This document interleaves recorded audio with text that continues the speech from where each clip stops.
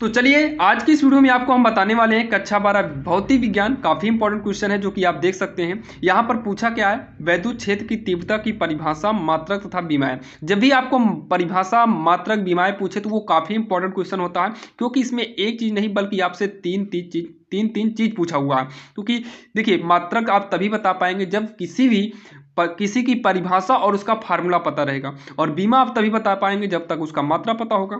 मात्रा नहीं पता होगा तो बीमा नहीं बता पाएंगे। इसका मतलब ये क्वेश्चन काफी इंपॉर्टेंट है। और आपको बोर्ड में कैसे लिखना है, ये देखिए हम बोर्ड की तरीके से लिखे हुए हैं। जैसे हम बोर्ड में लिखे हैं, जितना दूर दूर जितने अच्छे से लिखे आपको भी इतना अच्छे से लिखना होगा, ताकि आपकी राइटिंग में नंबर ना कटे, यानी कि लिखावट में नंबर ना कटे। तो यहाँ पर आपको प्रश्नोत्तर नंबर डालना है, फिर एक लाइन छोड़िएगा, फिर ऐसे आप लिखिएगा। क्या लिखना है, वैद्युत क्षेत्र की तीव्रता की परिभाषा पूछा है। तो सबसे पहले आपको हेडिंग डालना होगा वैद्युत क्षेत्र की तीव्रता। क्या लिखेंगे, वैद्युत क्षेत्र के किसी बिंदु पर, वैद्युत क्षेत्र के किसी बिंदु पर रखे परीक्षण आवेश पर लगने वाले वैद्युत बल तथा परीक्षण आवेश के अनुपात को उस बिंदु का वैद्युत क्षेत्र की तीव्रता कहते हैं। तो वैद्युत क्षेत्र के किसी बिंदु पर रखे परीक्षण आवेश पर लगने वाले वैद्युत बल तथा परीक्षण आवेश के अनुपात को उस बिंदु पर वैद्युत क्षेत्र की तीव्रता कहते हैं। आपको ये अच्छे से लिखना है। उसके बाद यदि परीक्षण आवेश Q0, परीक्षण आवेश Q0 पर लगने वाला वैद्युत बल F हो, लगने वाला वैद्युत बल F हो, तो वैद्युत क्षेत्र की तीव्रता E बराबर F/Q0। फिर क्या लिखेंगे, वैद्युत क्षेत्र की तीव्रता सदिश राशि होती है। वैद्युत क्षेत्र की तीव्रता सदिश राशि होती है। इसका मात्रक न्यूटन प्रति कूलाम होता है। क्या होता है, न्यूटन प्रति कूलाम होता है। अच्छा, इसकी बीमा की बात करें तो बीमा होगा, न्यूटन की बीमा होगा mLt-2 और कूलाम की बीमा होगा AT। तो देखिए, टी पहले m लिखेंगे, l लिखेंगे, टी है इसकी पावर 1 मानी जाएगी। जब ऊपर ले आएंगे तो -1 होगा, -2 था, -1 -3 हो गया। ए को ऊपर ले आएंगे तो ए की पावर -1 हो जाएगा। बीमा में ये बड़ा ब्रैकेट वाला चिन्ह लगाइएगा, नहीं तो नंबर कट जाएंगे। तो ये बड़ा वाला ब्रैकेट भी लगाइएगा। बस आपको इतना करना है, और इतना कहने के बाद आपका बोर्ड एग्जाम में 5 नंबर, याद रखिएगा 5 नंबर कहीं पर भी नहीं जाने वाला है, और ये 5 नंबर का क्वेश्चन है। और आप इसे पढ़ लीजिएगा, और इसी क्वेश्चन से आपके जो है बहुविकल्पी में भी आ जाएंगे। बहुविकल्पी में भी दे सकता है, वैद्युत क्षेत्र की बीमा बताइए, और ऑप्शन में जहां पर ये वाला मिलेगा आप आराम से कर लीजिएगा। अगर पूछता है वैद्युत क्षेत्र का मात्रक बताइए, तो आप मात्रक भी इसी हिसाब से तैयार हो गया। अब मात्रक वाले में भी टिक लगा लेंगे, यानी कि ये वाला क्वेश्चन कहीं ना कहीं से आपको बोर्ड एग्जाम में पूछा ही जाएगा। आप इसको पढ़ लीजिएगा। और चलिए हम एक और क्वेश्चन देख लेते हैं, जो कि भौतिक विज्ञान के लिए बहुत ही इंपॉर्टेंट है। और अगर आपको भौतिक विज्ञान से संबंधित, यानी कि कक्षा 12 भौतिक विज्ञान का भी इंपॉर्टेंट क्वेश्चन चाहिए, तो आप बताइएगा, क्योंकि अभी तक तो हमने मैथ के ही ज़्यादा वीडियो बनाए हैं। तो अगर आपको साइंस का वीडियो चाहिए तो वो भी आप कमेंट कर सकते हैं, वहां से भी आपको हम साइंस से भी वीडियो दे देंगे, जो कि काफ़ी इंपॉर्टेंट देंगे और इजी से इजी भाषा में लिख कर देंगे। अब यहाँ पर अगर हम बात करें दूसरे क्वेश्चन की, तो ये भी वाला क्वेश्चन भी काफी इंपॉर्टेंट है। क्या बोला, व्हिच स्टोन सेतु की संतुलन अवस्था में उनकी भुजाओं के प्रतिरोध से संबंध स्थापित कीजिए। देखिए, जो समांतर श्रेणी हो गया, या समांतर क्रम हो गया, या श्रेणी क्रम हो गया, ये सभी से भी इंपॉर्टेंट होता है व्हिच स्टोन। और व्हिच स्टोन सेतु से संबंधित एक सवाल भी आती है, आप इसको भी पढ़ लीजिएगा। और चलिए हम बताते हैं आखिर इसको करना कैसे है। सबसे पहले आपसे पूछा क्या, व्हिच स्टोन सेतु, तो आप व्हिच स्टोन का सेतु हेडिंग डालिएगा, और हेडिंग के बाद लिखिएगा, यह प्रतिरोधों की एक ऐसी विशेष अवस्था है जिसकी सहायता से किसी चालक का प्रतिरोध सुगमता पूर्वक ज्ञात किया जा सकता है। व्हिच स्टोन सेतु एक ऐसा वो है जिससे किसी भी चालक की प्रतिरोध को आराम से, सुगमता मतलब आराम से, आसानी से ज्ञात किया जा सकता है। तो व्हिच स्टोन सेतु क्या है, यह प्रतिरोधों की एक ऐसी विशेष अवस्था है जिसकी सहायता से चालक का प्रतिरोध बिल्कुल सुगमता से या बिल्कुल आसानी से ज्ञात किया जा सकता है। हो गया। अब उसके बाद इसका सिद्धांत अगर पूछा, देखिए आपसे व्हिच स्टोन की परिभाषा भी पूछ सकता है, तो 1 या 2 नंबर भी पूछेगा। और इसका जब सिद्धांत पूछ लेगा तो ये पूरा का पूरा 5 हाईएस्ट नंबर 5 नंबर का पूछेगा, और लिखना भी आपको थोड़ा बड़ा पड़ेगा। तो फिर डालेंगे सिद्धांत।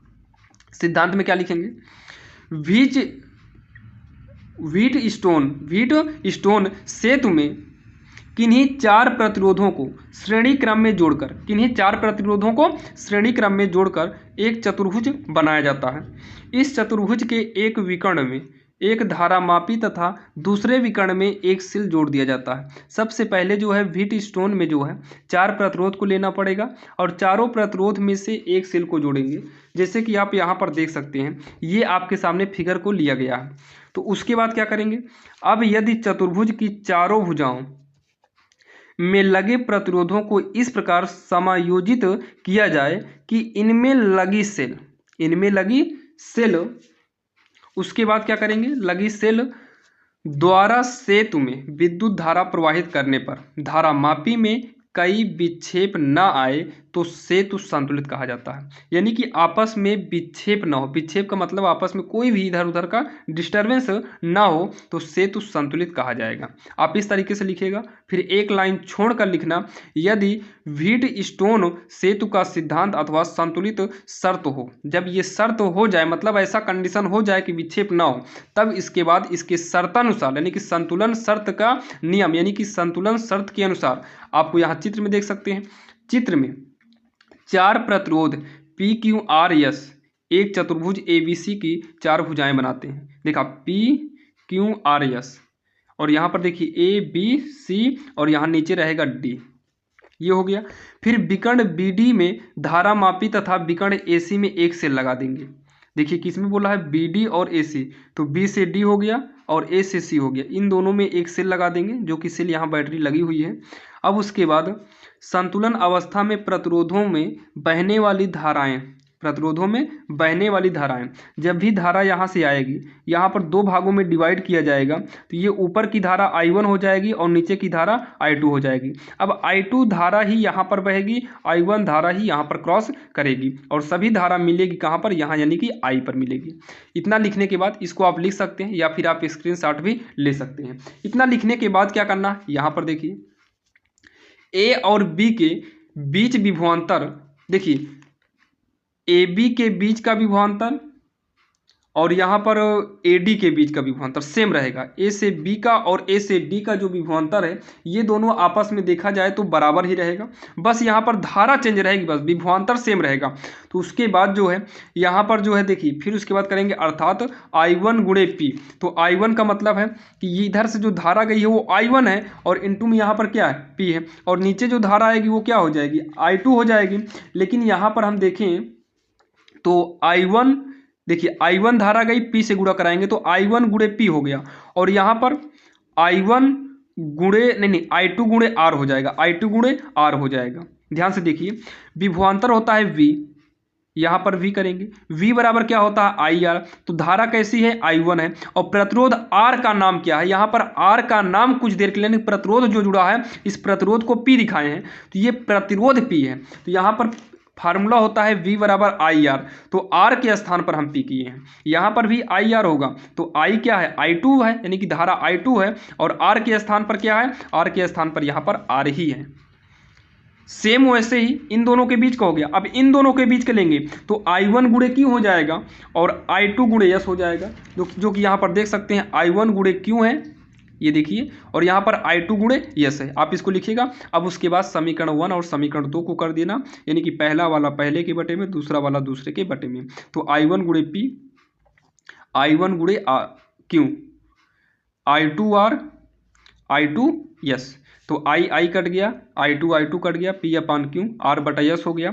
लास्ट में लिख देंगे यही सेतु की संतुलन शर्त है, जो कि यही आपको करके छोड़ देना है, जो कि आपने देखा 3 पेज में हमने इसको लिखा। तो आप भी बोर्ड एग्जाम में अच्छा से अच्छा लिखिएगा, क्योंकि बोर्ड एग्जाम में आप जितना सफाई से लिखेंगे उतना ही ज़्यादा आपको नंबर मिलने वाला है। और बोर्ड एग्जाम अब ज़्यादा दिन नहीं रह गया, तो जल्दी से आप इसको नोट कर लीजिएगा। अगर आप एक बार वीडियो को देखें तो दोबारा आप चलाकर नोट करके एक बार अच्छे से इसको पढ़ लीजिएगा, 100% आपको समझ में आ जाएगा, क्योंकि हमने क्वेश्चन को ईजी से ईजी भाषा में लिखे हुए हैं। तो चलिए, इस वीडियो में आपको हमने 2 क्वेश्चन बताया। अगर और अभी आपको क्वेश्चन चाहिए तो आप कमेंट बॉक्स में कमेंट करिएगा, हम और भी क्वेश्चन बना देंगे जो कि काफ़ी इंपॉर्टेंट और 100% कह रहे हैं, जितने हम क्वेश्चन बता रहे हैं ये क्वेश्चन 100% पूछे जाएंगे। तो चलिए मिलते हैं किसी अन्य वीडियो में, तब तक के लिए जय हिंद।